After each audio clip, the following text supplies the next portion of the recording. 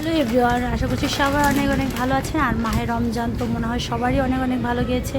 তো ইফতারি আইটেমটা একটু অন্যরকম হলে ভীষণ ভালো লাগে। সবসময় একই জাতীয় খাবার দাবার আর ভালো লাগে না, মুখে রুচি আসে না। সারাদিন রোজা রাখার পরে এমনি হচ্ছে ক্লান্ত লাগে। তারপর হচ্ছে তার মানে মন মতো কিছু না হলে আর ভালো লাগে না। নিজের মনের মতো করে যদি একটু না রান্না করা যায় তাহলে তার কথাই নেই।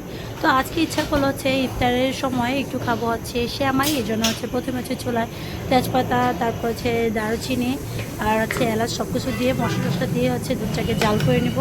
আর ইফতারে তো হচ্ছে একটু মানে মিষ্টি মুখটা করলে মাঝে মাঝে ভীষণ ভালো লাগে, কারণ একই ধাঁচের খাবারগুলো ভালো লাগে না। তাই চিন্তা করলাম আজকে আমার পছন্দের একটু কিছু রান্না করি। তো এই যে সেমাই রান্না করলাম, সাথে দিয়ে দিলাম একটু লবণ।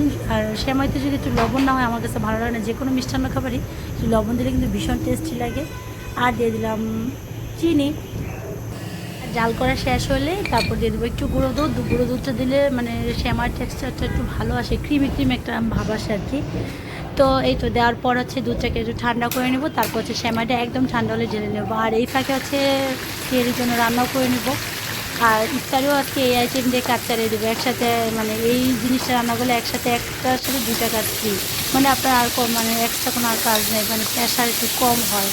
তো এই জন্য হচ্ছে চালাকি করে এই বুদ্ধিটা করে নিলাম। আর এই বুদ্ধিটা করলে কিন্তু ভীষণ ভালো হয়, কাজটা একটু সহজ হয় না। তো বা দুনিয়ার ঝামেলা কাজ করতে করতে শেষ হয় না মনে হয় যে রমজানের সময় কাজ। তো এই তো তারপরে যে এখন হচ্ছে টমেটো দিয়ে সুন্দর করে চিকেনটাকে একটু মানে কষা কষা করে রান্না করে নিব। আর অল্প একটু ঝোল দিয়েছে। আর একটু আলু না দিলে আবার আমার খাওয়া দাওয়া আমাদের বাসায় চলে না। একটু আলু দিতে হয় চিকেনের সাথে, নয়তো আমার বাচ্চারা একটু ঝোল ঝোল খাবার পছন্দ করে, বেশি মানে মাখা মাখা খাবারটা একটু পছন্দ কম করে। আর সেই সাথে দিব ইফতারে আর পোলাও রান্না করব। তো ইচ্ছে হলো কি আর করার, শখের তোলা 80 টাকার কথা বলে না। তো শখ হলো আজকে হচ্ছে পোলাও মুরগির গোস্ত দিয়ে ইফতার করবো, আর সেই থাকবে শ্যামাই। তো আজকে তো খুবই সাদা মাটা হলেও কিন্তু খেতে কিন্তু দারুণ লাগে এরকম। আর সেই সাথে যদি হয় সালাদ, শসা, টমেটো, তারপরে কাঁচামরিচ, ধনিয়া পাতা দিয়ে, পেঁয়াজ দিয়ে, আর একটু সরিষার তেল দিয়ে, সেই টেস্টি। এভাবে কারা কারা মানে ইফতার করেন আমাকে কমেন্টে জানাতে পারেন। আমার কাছে কিন্তু এটা ভীষণ ভালো লাগে আর খেতেও দারুণ লাগে। তো এই তো সবগুলো মশলা দিয়েছি, তেলটাকে ভালো করে একটু মানে যতক্ষণ মধ্যে সুন্দর একটা ফ্লেভার না ওর মধ্যে ভাসতে থাকবো। আর তারপর দিয়ে দেবো পোলার চাল। আর ইফতারিতে কিন্তু এই আইটেমটা খেতে দারুণ। আর মানে সারাদিনে মানে রোজা রাখার পথে যখন শরবতটা খাবেন তারপরে এইভাবে খাবেন, দেখবেন আপনার কাছে একসাথে দুইটা শরীরের জন্য ভীষণ ভালো লাগে। অনেক মানে সাদা মাথা হলেও মানে খাবার ভালো লাগে। বাসায় যেহেতু রান্না তাহলে তো তেলের পরিমাণটা কম থাকে আর হেলদি করে বটে। আপনারা আবার রেস্টুরেন্ট থেকে সাথে আবার বাসাটা মিলিয়েন না, কারণ রেস্টুরেন্টে তো বিভিন্ন ধরনের মশলা দেয়। আর বাসাতে তো সাদা মাদা মশলা আর অল্প তেল তেল দিয়ে হচ্ছে রান্না করে, এই জন্য বাসার খাবার সবসময় কিন্তু হেলদি করে হয়ে যায়। তো এই তো তারপর দিয়ে দেবো একটু মানে মরিচ মরিচ দিয়ে লবণ দিব। তারপর হচ্ছে এটাকে মানে চালটাকে ভেজে নেবো। আর পোলাও চাল রান্নার সময় যতটুকু মানে চাল দিবেন আর দ্বিগুণ হচ্ছে পানি দিবেন। তারপর হচ্ছে মানে লিকুইড দুধ দিবেন, দেখবেন এই পোলাওটা খুবই সুন্দর হয়। আর সাথে কিন্তু আমি দিয়ে দেবো একটু গাজর ছিল বাসায়, তো রমজানের জন্য হচ্ছে খাওয়া হয় না। বাচ্চারা যেহেতু ছোটো, ওরা হচ্ছে ধরে ধরে না দিলে কোনো জিনিসই তারা খেতে চায় না। তো কী আর করার, তো এই জন্য হচ্ছে পোলাওর সাথে দিয়ে হচ্ছে একসাথে ওদের খাওয়ারও ব্যবস্থা হয়ে গেলো।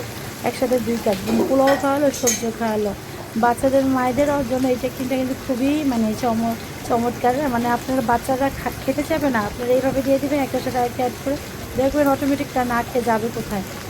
তো তাদের কোনো কাছে আর অপশনই রাখবে না যে না খাবো না, এরকম অপশনই থাকার দরকার নেই, একসাথে দুই কাজ করে ফেলবেন।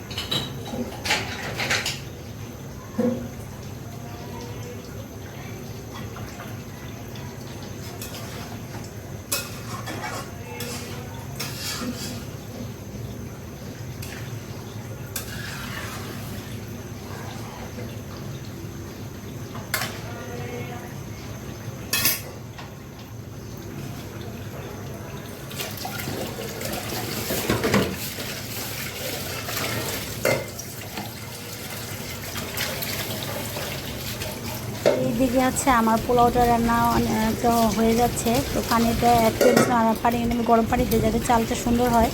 আর ঠান্ডা পানি দিলে মানে পোলাও চালটাও নষ্ট হয়ে যায়। আর চালটা কিন্তু রান্নার আগে আপনি আধা ঘন্টা আগে ভিজিয়ে রাখবেন, তাহলে দেখবেন পোলাওটা কত দারুণ হয়। তো এই তো এখন হচ্ছে ঢাকনা দিয়ে ঢেকে দিব, পানিটা যখন শুকিয়ে আসবে আর কি, তো ব্যাস।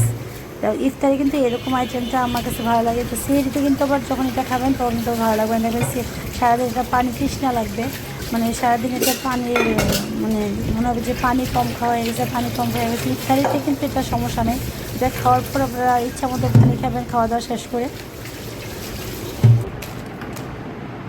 আর ফাইনালি হচ্ছে আমার সেমাইয়ের জন্য যে দুধটা রেডি করছিলাম, যে দুধের হচ্ছে দুধটা ঠান্ডা হয়ে গেছে। এখন যে এক্সট্রা যে মশলাগুলো ছিল সেগুলো সব উঠে নেবো, না তো সেমাই খাওয়ার সময় মানে বারে বারে মুখে লাগে আর এটা উঠে যাবে, ঝামেলা লাগে। তো এখন একদম ঠান্ডা হওয়ার পরে সবগুলো মশলা উঠে তারপর সেমাইটা জাস্ট দিয়ে দিব। আর ঠান্ডা সেমাইয়ের মধ্যে মানে সেমাইটা ঠান্ডা দুধের মধ্যে সেমাইটা দিলে খেতে কিন্তু দারুণ লাগে। আর মানে একদম ভর্তা ভর্তা টাইপসের হয়ে যায় না, সেমাইটা একদম সুন্দর হয়। আপনি এভাবে করে দেখবেন, আর যারা করেন তারা তো জানেনই, যারা নতুন তাদের জন্য কিন্তু এই টেকনিকটা তারা ফলো করতে পারেন, আপনাদের জন্য কিন্তু ভীষণ ভালো উপকার হবে। আমি যখন মানে ফার্স্ট টাইমে আমার যখন সংসার শুরু হয়েছে তখন কিন্তু আমি অনেক কিছু জানতাম না, তারপর করতে করতে করতে করতে অনেক সুন্দর সুন্দর মানে এক্সপিরিয়েন্স হতে হতে তারপর আস্তে আস্তে অনেক কিছু টেকনিক মানে শিখে গেছি। তো এই যে এরকম আপনাদের জন্য তো অনেক সহজ, ইউটিউব তারপর হচ্ছে ফেসবুকে এভাবে ঘাটাঘাটি করতে করতে কিন্তু আর ব্লগগুলো দেখবেন আপনারা কিন্তু খুব সহজে অনেক কিছু শিখতে পারবেন। এক এক মানুষের থেকে কিন্তু এক একটা জিনিস আপনারা আছে আয়ত্ত করতে পারবেন, আপনাদের খুবই হেল্পফুল হবে নতুন লাইফের জন্য। তো এই তো আমি এখন দিয়ে দেবো হচ্ছে ড্রাই ফ্রুটগুলো। তো সবগুলো ড্রাই ফ্রুট দিয়ে ব্যাস এখন হচ্ছে ইফতারের জন্য ওয়েটিং। দেখা যাক ইফতারের সময় খাবো। সবাই ভালো থাকবেন, আল্লাহ হাফেজ। আর কেমন লাগলো আজকের ইফতারটা কমেন্টসে জানাবেন।